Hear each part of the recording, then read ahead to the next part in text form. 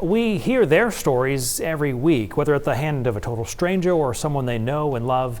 Hundreds of Mainers become the victims of violent crime every year. And long after the police have gone and the perpetrators are in custody, the pain and anguish felt by those victims can last months, even years. And that's why there are victim services here in Maine, services that count on annual funding by the state.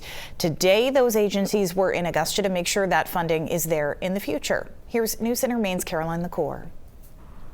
A packed State House behind me Tuesday showed that funding for victim services is fragile here in the state of Maine, with victim advocates and lawmakers meeting today in support of a bill that would fill essential services to help victims of domestic abuse and of violent crimes, among others. I was 23, I had a very young child, and I had been living with abuse since I was 16. Survivor Maggie MacArthur paints the picture of caring for her son while living with an abusive husband before receiving help from the Domestic Violence Resource Center. But thanks to the dedication of everyone at that DVRC, I didn't end up back where I started. Like her, dozens of advocates are pushing for the passage of LD 2084, a bill designed to help crime victims live better lives with the kind of support MacArthur received. Seldom can we predict when a tragedy will strike.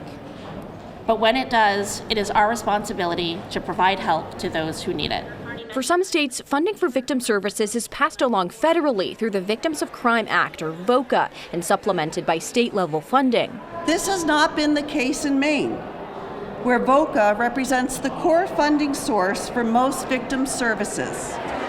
Instead, Maine is facing a 60% cut in funding for VOCA-related services, which advocates say could end emergency victim housing services and cut legal support if not remedied. You know, our whole state was impacted by the shooting in October. And I just can't imagine what that event would have been like if we didn't have victim advocates flooding in to help. Joanna Stokinger is an advocate for crime victims and worked with those impacted by the Lewiston mass shooting. She says resources for her work are already far and few between. I have never once felt that there were enough victim advocates to carry the caseloads or handle the capacity that the victims needed.